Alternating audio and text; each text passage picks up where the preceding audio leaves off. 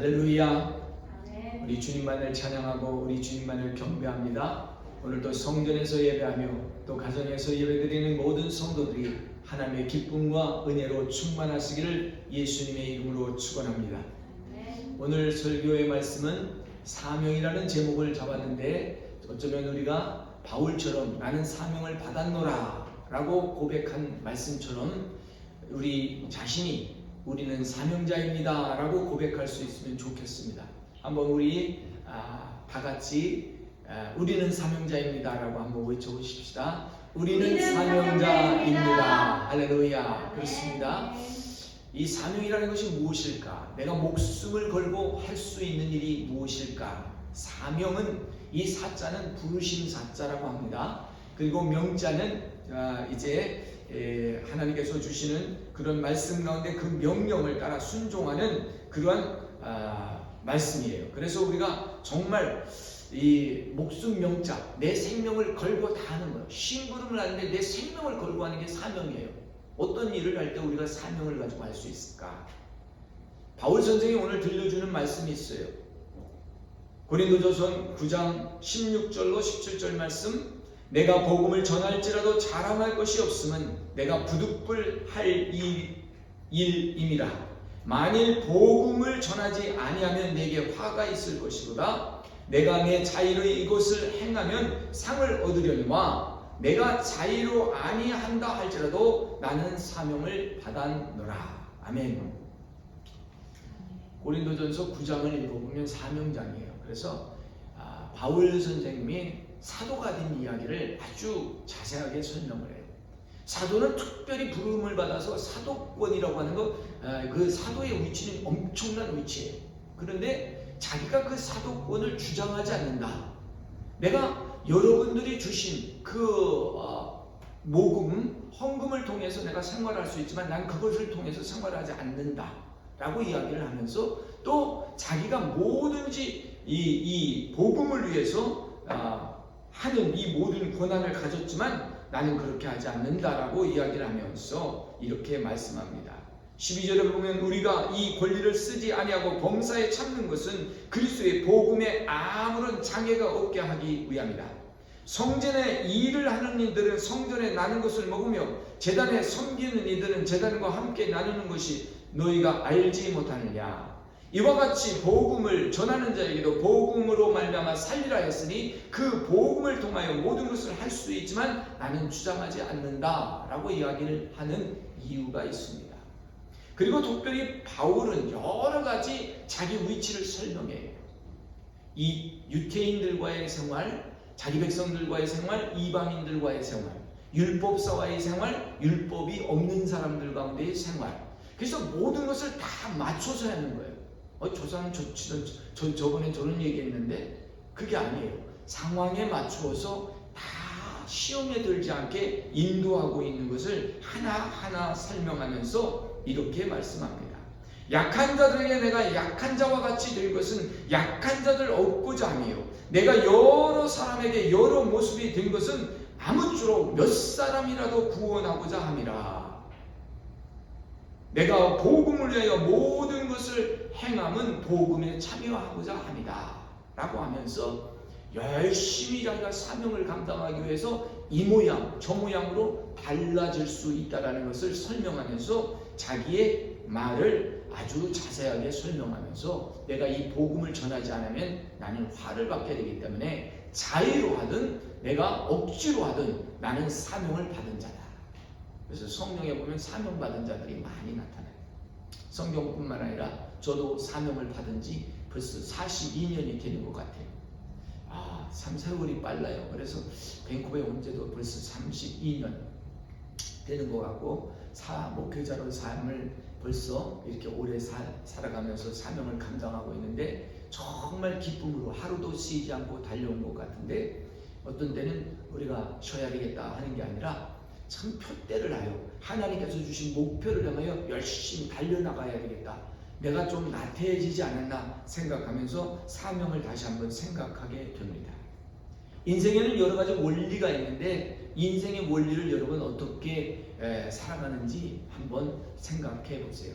어떤 사람들은 유익이 있으면 따라가요. 나에게 도움이 된다고 하면 내가 나이가 이익을 취할 수 있다고 하면, 임금을 가질 수 있다고 하면 뭐 언제든지 따라가서 하는 것이 이 유익의 원리입니다. 그래서 나에게 베니핏을 준다고 하면 우리는 그거 다 참여해요. 그리고 어떤 사람들은 이 유익보다는 또 편리함, convenience. 뭐 거기 갔더니 참 좋더라. 모든 것이 다 준비되어 있고 내가 준비할 거 하나도 없고 나는 봉사할 필요도 없고 너무 좋더라. 그냥 앉았다 오면 되는 거니까 너무 좋더라 하고 편리함을 따라가는 사람들이 있어요. 어떤 사람은 쾌락을 따라가요. 나는 뭐 이런 것을 하고 싶었는데 내가 할 수 있는 것이 있으니까 내가 할 수 있는 것을 하면 기쁘잖아요. 이 기쁨을 주는 것은 참 중요한 거예요. 그래서 사람들이 기쁨을 따라가요. 유익을 따라가고 편리를 따라가고 기쁨을 따라가요. 그러니까 기쁨을 단어를 우리가 기쁨이라고 하니까 좋은 것 같은데 어떤 때는 쾌락이에요. 내가 satisfy 할 수 있는 것, 내가 좋아하는 것, 이것을 따라가는 거예요. 결코 나쁘다고는 할 수 없지만 이것을 따라가다 보면 세상적인 거기 때문에 망해버리기가 쉬워요. 그래서 인생에 우리가 따라가는 원리를 하나 발견해야 되는데 그것은 네 번째, 사명 따라가는 거예요. 사명이 있는 곳에 가서 설 때 보람이 있어요. 아무것도 없고 고통이 있고 어려움이 있고 나에게 제재가 있고 이거 어떻게 해야 될까 하고 어려움이 있는데 바울은 그 사명 따라가는 거예요. 사명을 따라가다 보니까 욕도 먹고 돌도 맞고 옥에 갇히기도 하고 거기서 옥에 있는데 어려움도 있지만 거기서 하나님을 바라보며 찬양하고 하나님이 이 사명을 주셨으니 나 이 사명 감당한다고 할 때 사명으로 말미암아 모든 게 유익함이 되는 것이고 모든 게 자기에게 편리한 거는 없지만 자기의 도움이 되는 거예요. 그래서 오늘 우리는 사명을 따라간다. 사명자가 되자. 바울은 나는 사명자가 되었노라고 고백하는데 이 사명자의 일을 감당할 때 사명이란 무엇일까? 아까 말했는 심부름을 받았는데 그 심부름을 하게 목숨을 내놓고 하는 거예요. 여러분 어떤 일이든지 목숨을 내놓고 할 수 있는 일이 있다면 보람된 일이에요. 그래서 이것을 콜링이라고 해요. 사명은 콜링이다. 부르심이다. 이렇게 말해요. 그리고 어떤 분들은 vocation, 소명이다 라고 말해요. 그래서 제일 먼저 이제 목회자가 되려고 신학교에 들어오는 사람들은 소명이 있는가 그걸 테스트를 해요. 왜 신학 공부하려고 해요? 그러면 이유를 대요. 나는 신학 공부해가지고 교수가 되려고 해요. 나는 신학 공부해서 하나님을 좀 알려고 해요. 나는 하나님께서 부르셔서 내가 신학을 공부하고 목양을 하려고 합니다. 이렇게 다들 말을 해요. 근데 그 소명은 자기가 깨닫는 것도 있지만 남들이 저 사람 진짜 하나님의 소명을 받았구나 하고 분별을 해줘요. 그래서 그 소명이 패스가 돼야 콜링이 있다고 해요. 목사님들이 이제 어느 교회에 청빙 받아갈 때 그것을 더 콜, 부르심이라고 해요. 그 콜은 교회가 하는 거지만 노예에서 인준해야 그 교회로 가는 거예요. 그래서 콜링은 항상 하나님이 나를 불러주셨지만 하나님께서 부르심을 인정해주는 그런 기관과 단체와 또 사람들이 있게 되는 것을 봐요. 그래서 오늘 사명을 받은 자, 콜링을 받은 자, 보케이션이 있는 자, 이것을 우리가 뭐라고 말해야 돼요? 나는 사명을 받았습니다. 여러분은 사명자입니다. 그럴 때 뭐라고 말해요? You are called by God 라고 말할 수 있을까요? 아니면 We are missionaries. 그래서 세 번째 단어는 미션이라고 해요. 사명은 미셔너리, 커미션을 받은 거예요. 하나님께서 사명을 부여해 준 거예요. 그래서 미션이라고 그러는 거예요. 그래서 오늘 우리는 사명자다. 아까 고백했잖아요. 우리는 사명자다라고 고백했는데 그 사명자는 나는 미셔너리입니다. 나는 하늘의 사명을 받아서 이 땅에 사는 사람입니다. 라고 고백하는 거예요. 야, 참 놀랍지 않아요? 우리는 하늘의 사명을 받아서 이 땅에 사는 사람이다. 그러면 하늘의 뜻이 이 땅에 이루어지게 하는 나는 통로가 되는 거예요. 엄청난 일이에요. 성경에 보면 하나님의 부르심을 받은 사람들의 이야기가 많은데 우시아의 이야기, 이사야 6장 1절로 8절에 보면 우시아가 죽던 해 이제 이사야가 하나님의 부름을 받습니다. 그래서 천상에 가서 예배를 드리는 장면을 보고 자기가 너무 부정해서 자기 입술을 찢어달라고 그러고 자기 입술을 숯불로 제단에서 찢으니까 그가 깨끗해지니까 이제 하나님의 부르는 음성이 들려와요. 누가 나를 위하여 갈고, 그때 제가 여기 있습니다, 제가 가겠습니다 라고 말해요. 이게 바로 하나님의 부르심에 응하는 콜링에 응하는 거예요. 많은 선교사님들이 그런 간증들이 있지요. 그래서 우리나라에도 선교사님이 제일 처음에 제가 우리 캐나다 선교사님은 여러 번 얘기했는데 미국 선교사님들은 얘기 안 했는데 언더우드와 아펜셀러라고 하는 미국의 감리교에서 파송되는 선교사님들이 한국에 첫 번째 도착했어요. 이분들이 1886년 어둠에 깜깜한 나라 아무것도 모르는 조선 땅에 갔어요. 4월 20일 인천 제물포항을 도착해서 들어갔는데 이 언더우드와 아펜셀러가 도착했는데 특별히 언더우드의 생애사국에 간증이 있어요. 간증이 뭐냐면 자기가 하나님의 은혜를 받아서 인도의 선교사라고 하려고 크게 기도하고 있는데 어느 날 어떤 분이 한국에 대해서 설명을 하며 한국에 갈 사람을 찾는다라고 하는 이야기를 들었을 때 자기 마음속에 하나님의 부르심이 인도보다는 이제 한국인 것 같아서 조선이라는 나라를 택하고 가게 됩니다. 사명을 받아서 가게 되는 그 길에 많은 사람들이 거기를 어떻게 가려고 그래 하면서 말렸지만 하나님의 부르셨기 때문에 순종하고 가서 일했는데 이 언더우드와 아펜셀러가 한국에 이룬 업적이 엄청난 것입니다. 자, 오늘 우리는 하나님의 부르심을 받고 나아갈 때 하나님께서 역사하시고 인도하시는 이런 사명의 일들이 있는 것을 봐요. 가서 조선의 땅, 어둠의 땅 기도하고 복음을 전하고 의사로서 봉사하고 또 세브란스 병원 설립하고 이런 것들을 다 하면서 일들을 해나가는 일들에 앞장서고 서로 돕는 사역들을 많이 해나간 것을 보게 됩니다. 사명자가 이렇게 사명을 감당할 때 또 특별히 우리 개신교에서는 말하지 않지만 카톨릭교에서는 굉장히 우리 한국의 첫 번째 선교사가 되는 이런 분이 있는데 토마스라고 하는 목사님 신부님이 계신데 1866년 적어도 20년 전에 개신교가 들어가기 전에 이 토마스라는 목사님의 샤먼호를 타고 대동강에 들어갑니다. 대동강에 들어가서 그때는 조선 대원군이 다스리던 삼국시대이기 때문에 우리 학생들은 잘 모르죠. 대원군이 누군지. 대원군이 나라를 폐쇄하고 아무도 외국 사람들을 못 오고 문호를 개방하지 않던 그런 시대예요.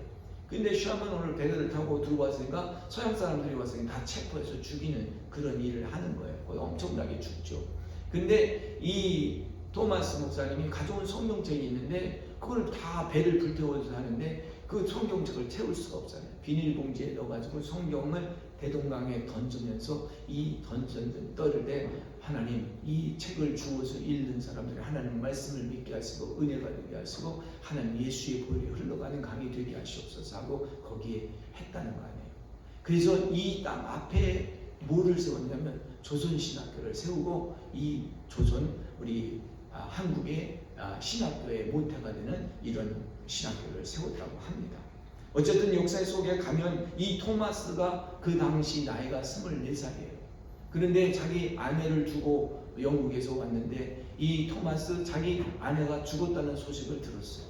옛날엔 질병도 많고 전염병도 있으니까 죽어서 어떻게 갈 수도 없고 그런데 누가 정말 이 조선에서 온 사람들이 자기들 나라를 도와달라고 해서 이 대동강에 와서 배를 타고 들어와서 이제 복음을 전하는 그런 사명을 맡았는데 마침내는 칼에 맞아서 죽어요. 왜냐하면 이 선교하지 말라고 그랬는데 예수를 부인하지도 않고 계속 예수를 증언하고 있으니까 팔을 자르고 목을 쳐서 죽입니다. 그런데 나중에 미국에서 마포 3렬이라는 목사님이 20년 후에 가서 도착해서 보니까 그때 성경책을 주워다가 자기 집에다가 옛날에는 진흙집이니까 그 진흙집에다가 신문지 하나 붙이고 그러면 종이죠. 옛날에는 신문도 없으니까 종이를 붙여서 벽지를 잡은 거예요. 가만히 마포 3렬에 보니까 이게 초가집이겠죠 당시. 근데 그게 여관으로 쓰고 있으니까 외국 사람이 거기서 찾아보니까 성경책이 붙어있는 거예요. 이게 어찌 된가 보니까 옛날 어찌어찌해서 배에서 떨어져서 이게 물로 흘러가는데 성경인 건지도 모르죠. 책을 주워다 집에다 붙였다. 이게 하나님 말씀이다라는 걸 가르쳐주고 거기에 있던 그 주인이 나중에 이 마포 3년한테 복음을 듣고 예수를 믿게 되고 그 자기 집을 내어서 교회가 되게 하고 그 교회에서 복음이 증거되게 했다고 하는 이런 일화들이 있습니다. 참 옛날 선교사님들 보면 참 재미있는 이야기가 많아요. 근데 부단 이런 이야기가 옛날 분들만 있는 게 아니라 저하고 같이 선교를 하는 신학을 공부하던 엄영웅 선교사는 올해로 벌써 남아공에 가서 선교한 지 24년째가 돼요. 자기는 내 뼈를 이 아프리카인들을 위해 묻겠다 하고 가서 변함없이 가서 복음을 전하고 선교해요. 얼마나 아름답게 하는지 우리 수종교회 학생들 11학년, 12학년 학생들이 5명이 가서 1997년도에 우리 교회 부목사님하고 같이 가서 선교하고 왔어요. 또 우리 교회도 유치원을 만들어줬고 또 이번에는 교회 그 큰 학교를 세워주기도 했습니다. 하나님께서 감동을 주셔서 우리가 교회가 감동할 수 없을 때는 감동받은 분들이 할 수 있도록 우리 교회를 연결시켜서 이렇게 해주셨어요. 자, 왜 우리가 이렇게 하느냐? 사명을 받았기 때문에 그렇게 하는 거예요. 사명이 있는 사람들은 하나님의 부르심 때문에 자기 목숨을 걸고 가서 죽을정정 그 사명을 감당하게 되는 것이 미션이에요. 그래서 미셔너리는 모든 것을 내어놓고 하는 것이기 때문에 오늘 우리는 미셔너리다, 우리는 사명자다라고 하는 이 말씀을 듣게 되는 것입니다. 사랑하는 성도 여러분, 오늘 특별히 바울이 고린도 이 전서에서 말하는 사도의 직분에 대해서 설명을 하면서 사도의 권리를 사용하지 않는 이유를 여러 가지 설명하면서 범사의 그리스도의 복음을 전파하는데 아무 장애가 없게 하기 위해서라고 말씀하고 있습니다. 복음을 전하는 자는 복음으로 살리라 했기 때문에 복음을 전하는 자는 절대로 죽어도 죽은 것이 아니라 복음으로 말미암아 사는 거예요. 여러분, 우리는 하나님의 복음 때문에 이 세상에서 사는 존재가 된다라고 하는 걸 인식하게 되면 우리는 소명자가 된 거예요. 하늘의 사람이 된 거예요. 우리가 어떻게 하늘의 사람이 될 수 있을까? 나의 유익과 나의 편리와 나의 기쁨만 주장하다 한다면 우리는 인간적인 세상 사람이 되는 거지 하늘의 사람이 결코 될 수가 없어요. 그래서 오늘 하늘의 사람이 되기를 선택하고 오늘 많은 사람이 세상에서 넓은 길로 가지만 좁은 길로 오늘 그리스도의 복음을 듣고 그것을 부끄러워하지 않고 그 말씀을 끝까지 전하는 바울의 모습을 오늘 발견하고 있습니다. 사례가 있다고 임금이 있다고 하는 일이 아닙니다. 마땅히 하여야 할 일이기 때문에 자랑할 것이 자기에 없다고 하였어요. 만약 내가 이것을 전하지 않으면 내게 화가 미친다. 야, 너는 왜 내가 너에게 사명을 맡겼는데 안 하냐? 그래가지고 요나에게 화가 미쳤죠. 요나는 바다로 던져졌어요. 그렇게 던져지는 것보다는 우리가 사명을 감당하는 일이 얼마나 중요한가 가르쳐 주는 겁니다. 복음을 전하기 위하여 자기의 모습이 여러 모양으로 드러나고 있음을 설명하면서 자유인으로 율법 아래에 있는 사람같이 때로는 행동하는 모습도 있었다라고 이야기하고 있습니다. 약한 자를 위하여 약한 자가 되기도 했다고 합니다. 그렇게 변하고 그렇게 상황 따라 맞추는 이유는 다른 의도가 아니라 사람들을 구원하는 데 있다라고 말씀하고 있습니다. 그리스도의 품으로 데려오기 위하여 그 사람과 같은 것을 좋아하고 같은 이야기를 잠시 나누고 그와 함께 걸어가는 거예요. 얼마나 좋습니까? 내 것을 주장할 수 있지만 내 것을 주장하는 것보다는 상대방에게 맞추어서 그가 변하기 전까지는 그를 인정해주고 그를 받들어주고 섬겨주고 그러면서 따라오게 될 때까지 기다리는 것입니다. 이 일을 위하여 달려나가는 사람들은 어떻게 해야 되는가를 오늘 본문은 읽지 않았습니다만 24절에 이렇게 설명하고 있어요. 운동장에서 다름질하는 자들은 다 달릴지라도 오직 상을 받는 사람은 한 사람인 줄 너희가 알지 못하느냐? 너희가 상을 받도록 이와 같이 다름질하라. 이기기를 다투는 자마다 모든 일에 절제하나니 그들은 썩을 승리자의 관을 면류관을 얻고자 하되 우리는 썩지 않은 것을 얻고자 합니다. 사명자가 이렇게 열심히 달려가는 이유는 면류관을 쓰려고 달려가는 것인데 이 사명자가 쓰는 면류관은 썩지 않는 면류관이에요. 의의 면류관이 계시록에서 말씀해 주잖아요. 이 당시 성경에 당시는 월계관이라고 하나요? 올림픽 때 쓰는 꽃의 관이 있잖아요. 1등 난 사람에게 씌워주는 거예요. 1등 난 사람이 다른 번째할 때 막 달려나가지 않게 열심히 달려가서 월계관을 썼는데 그건 뭐냐? 썩는 거지 아니냐? 우승했다고 쓰는 거 아니냐? 그들은 열심히 달려나가서 우승해서 그것을 쓰는데 우리는 썩지 않는 면류관을 위해서 달려간다. 그래서 사명자가 정말 우리가 얻을 수 있는 것은 썩지 않는 면류관이에요. 아니 나에게는 왜 베니핏이 없지? 베니핏이 없는 것이 아니라 하나님이 기억하신 바 베니핏. 하나님이 오늘도 나를 도와주시고 하나님의 의의 손으로 도우시는 사명자 되신 줄 믿으시기를 예수님의 이름으로 축원합니다. 하나님께서 우리와 동행하셔서 하나님이 우리와 같이 하셔서 이와 같은 일들이 일어나는 거예요. 세상에서 존경받는 사람이 누구일까? 미국에서 조사를 했는데 카터 대통령이 굉장히 존경받는 이런 대통령 중에 한 분이에요. 땅콩 장사하다가 땅콩 팜랜드의 주인이었다가 주지사가 되고 그 다음에 대통령이 되는 이런 획기적인 인물이 됐잖아요. 근데 그는 독실한 기독 신자예요. 진리교 신자인데 대통령이 되기 전까지 주일학교 선생님을 했어요. 주일학교 선생님을 했는데 대통령이 돼도 주일학교 그 취임식 마치고 가서 한동안 교사 선생님을 했어요. 그리고 대통령 임기가 다 끝난 다음에 다시 돌아가서 교사 선생님을 했어요. 그분한테 배운 분들은 굉장히 좋을 거야. 이렇게 훌륭한 분이 있는가 하면 여기 연하 말틴이라고 하는 또 우리 상원 의원도 있는데 이분이 우리 한인교회 중에 어떤 교회 교사 선생님을 열심히 했대요. 근데 상원 의원 되고도 한동안 계속 자기가 맡은 것이었기 때문에 이제 교사를 물러나기 전까지는 그 사명을 잘 했다는 걸 이렇게 목사님이 칭찬을 해주시더라고요. 여러분, 우리가 내 환경과 지위가 바뀌었다고 내가 맡아서 하는 것을 던져버리고 떠나버리면 안 돼. 오늘 우리가 하나님이 이 작은 교회에 맡겨서 사명을 주셨기 때문에 오늘 이것을 감당하려고 우리가 몸부림치면서 하나님 앞으로 달려나가잖아요.